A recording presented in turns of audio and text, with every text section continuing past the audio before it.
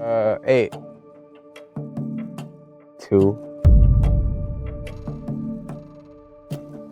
Was born in music. We what you call a mumble rapper. Just yeah. So you say yeah after everything and make it rhyme. It don't matter what it is. Hey, for real, you can say anything. I just went to the store. Yeah. For the love. Yeah. Hey. Went back to the store. What? Yeah, you feel me? It's just lit. That's all. It's all about being lit. Yeah, so it's always gonna be something new. When a person decides to be themselves, they offer something no one else can be. Yeah, because once you be you, who could be you but you? Right. Right now, everybody trying to rap the same style with the, I don't know who created it, if it was Future or Migos, but all the sound the same.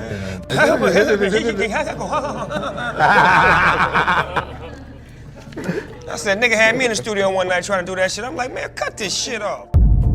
You know what happens when a new age rapper tries to talk crazy to an OG? They get a reality check they won't soon forget. From 50 letting a goofy rapper know he ain't ever gonna make it, to Eminem dissing a whole generation on one track. These guys ain't playing. A good place to start off is with hip-hop's petty king, 50 Cent. He was on a different type of timing though when he encountered Trav. Trav was a former G-Unit soldier. He was part of 50's entourage ever since he was a kid. Just like Jaffe Top Tiger, he comes from American Towers in Southside Jamaica, Queens, a neighborhood that was really on that gang.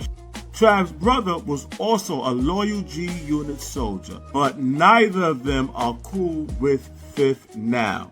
And that became abundantly clear when Meek Mill invited Trav and 50 on the same stage. After a short back and forth for a little bit, your boy 50 put a little hands on Trav, shoving him a little bit.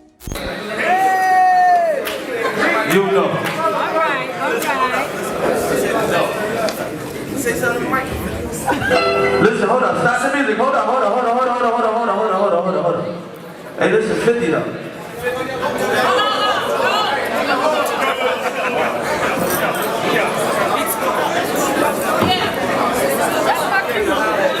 50 didn't want Trav on stage and tried to send him away. Meek even had to step in to break up the dispute. According to Trav, the issue started long before that day. They'd been arguing for a while at that point, and things sort of spilled over when 50 asked one of his people to call Trav over. Trav felt disrespected and told him he ain't going for it. When me and 50 had words, he had certain people reach out to me. When they reached out to me, I didn't respect it because a nigga reached out for 50 telling me to come meet him. I'm like, I ain't never had to speak to none of you niggas a day in my life to have to go speak to 50. For 50 to say, come see me. Like, nah, if 50 want me to come see him, tell him to call me. Ever since then, 50 and Trav never made up, and Trav would even go crazy on IG Live years later, exposing a bunch of activities that made him look bad more than it did 50. The fact is, when they came face to face on the stage, 50 was the one who stood on business. But from a dude 50 knew really well to a no-name rapper looking to make a name for himself, 50 also checked this goofy dude who ran into 50 on the street and tried to get him to listen to his music and sign him. You gonna hit me because I'm telling you I got talent? That's how you feel? That's fucked up. But look at my IG at least. Look at my IG at least. That's some fuck shit, my nigga. That's some fuck shit, my nigga. You can hit me, go ahead. I can fight. I don't care. Yeah, the tape, man. Nah, fuck the camera. I don't care about the camera. You play on the camera. I don't care about it. I want you to hear my shit. He just wanted you to see his. He just wanted you to see his Instagram, man. I believe my shit. You know what I'm saying? I put money behind my shit. Are you crazy though? I am crazy. I'm crazy about my talent, my nigga. Simple you crazy about your talent. It's not gonna work. Why it's gonna work? Tell me. Your shit is not gonna work. Why it's gonna work? Yours is not gonna work. You know why?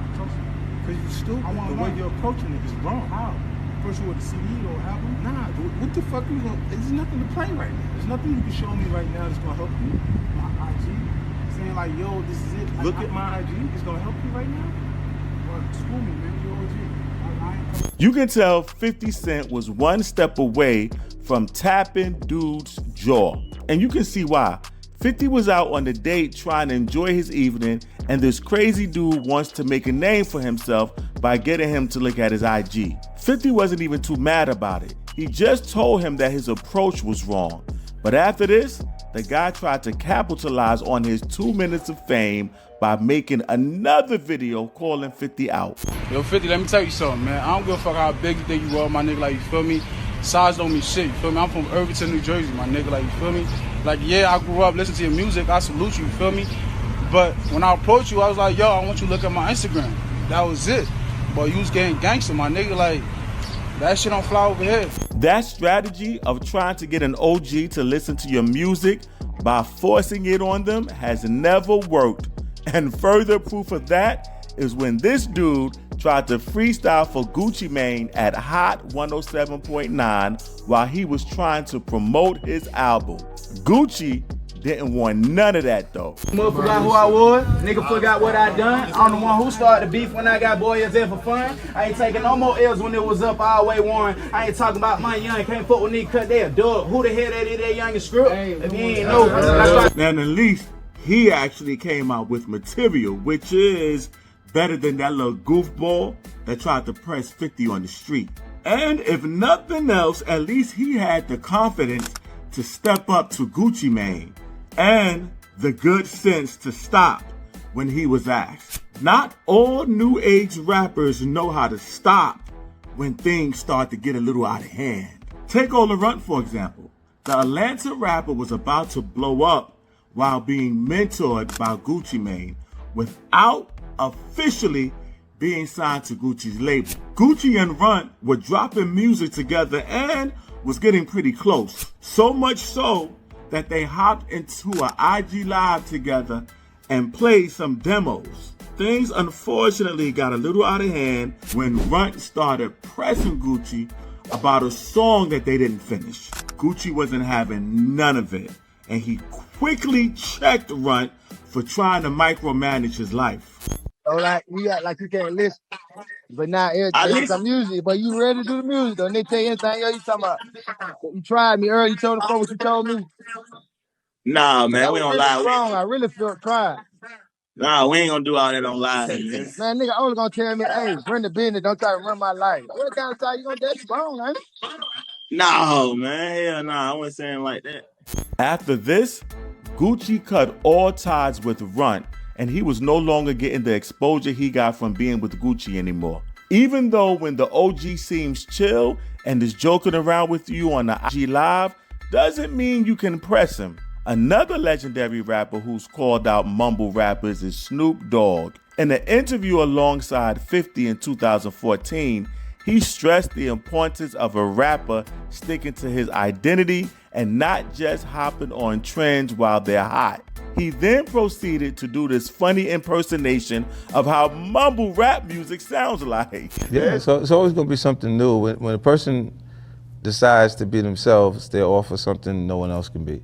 Yeah, because once you be you, who could be you but you? Right. That's what's wrong right now. Everybody trying to rap the same style with the, I don't know who created it, if it was Future or Migos, but all them niggas sound the same.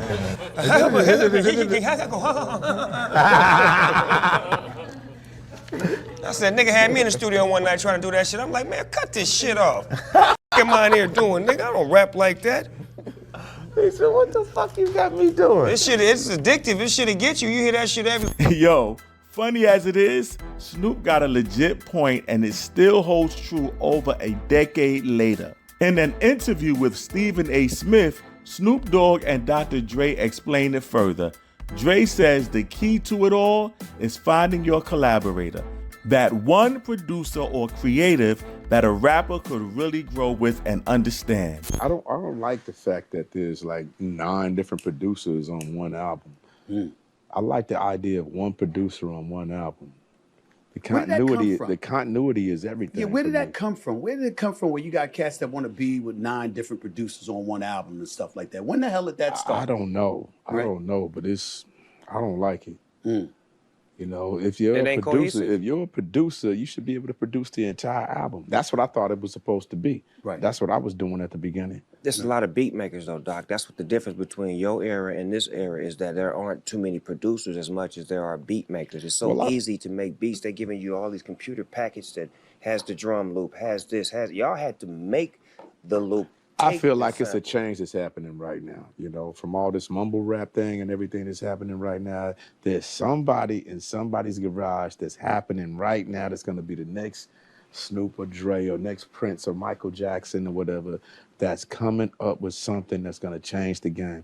It's got to happen right now, and it's wide open because everything that's happening right now in the music game is especially hip-hop. And we know that Dre is spitting serious truth about the producer doing whole albums, because that's the same issue that caused him to leave Death Row back in the mid-90s. Dr. Dre was a slow, methodical worker who started Death Row Records with Suge Knight because he wanted total control over the production of the music. The first few albums released by Death Row saw that quality over quantity play model, as they made some legendary records. Now, The Chronic and Doggy Style quickly comes to mind, but as time went on, allegedly wanted at least 10 albums released per year. So he started recruiting other producers to work on the project because he thought that Dr. Dre was working too slow. This would eventually be one of the catalysts pushing Dre out the door, which eventually began to lead to the collapse of Death Row. Moving back to the Stephen A. Smith interview back in October of 2024, Snoop indirectly calls out the internet age rappers, saying that they sometimes go viral and ride the trends instead of relying on their own creativity. Like, you had to have skill, you had to have professionalism in order to be an artist. Now you just have to have a phone. So it's a big difference when you had to have certain things to be qualified as an artist. Now it's just the phone makes you an artist, and something stupid or something crazy on the internet gets you 5 minutes of fame, and you take that and make a record, and you got a 2.5-minute song that's saying the same thing that somebody else just said. Now you're considered hot, as opposed to it used to be about creativity and understanding of musicianship, you know, harmony, melodies. That don't even matter no more. It's just auto-tune. Something, I want to sound like him. I want to say what she said, but I want to, you know, do the same things, but just in my own way, as opposed to let me be original. When you think about it, it's the perfect way to describe artists like the Island Boys and Ice Spice, who got popular off the internet and got a rap career out of it. But while that may be an indirect call-out, Snoop was much more direct when he and Kevin Hart reacted to a viral video by the brothers. Social media is an amazing tool to help you promote your talent. Roll a clip. Cause I'm an island boy, and I've been trying to make. Oh, I'm an island boy. I'm speechless. Two goofballs in the pool. You know why I'm not speechless? Why? Because I'm an island.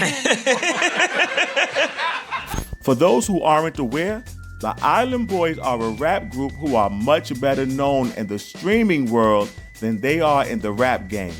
When Snoop and Kevin Hart roasted them, they tried to act tough and threaten Snoop. Kevin Hart and So you think Snoop's a bitch? Bro, have you seen his weight? Have you seen how he is? He smokes weed all day. I just don't think he does much. Is he a fighter? I don't look. I don't find him intimidating. Here's the thing. Do I think he's been around gangsters? Of course. Yeah, I think he's been around gangsters. Do I think he's a gangster? Fuck no. I don't think he's a gangster. I think if I was in the same room as him, I think you'd have a hard time. So you think you could smack the fuck out of him? I'll smack the fuck out of him. Easily. Snoop, of course, didn't respond to the threat seriously and just continued to laugh. It was clearly several levels below him. The Island Boys did eventually fold when a bunch of their quote-unquote fans called them out for disrespecting Snoop. Hey, my fault. I didn't mean to be mean to Snoop Dogg. I love Snoop Dogg. You know, it's just, he's an inspiration. You know, he kind of put me down with the way he was talking about me. So, you know, at the end of the day, I am a human being, and I feel like he tried me, but all right. But, believe it or not, the Island Boys isn't even the modern day rapper who said the most disrespectful thing about an OG before. Lil Xan once rated Tupac a 2 out of 10 and called him and his music boring. 8. 2. It's boring music. As you can probably predict, this enraged everyone on and off the internet. Celebrities and fans alike wanted to throw him out the window for that take.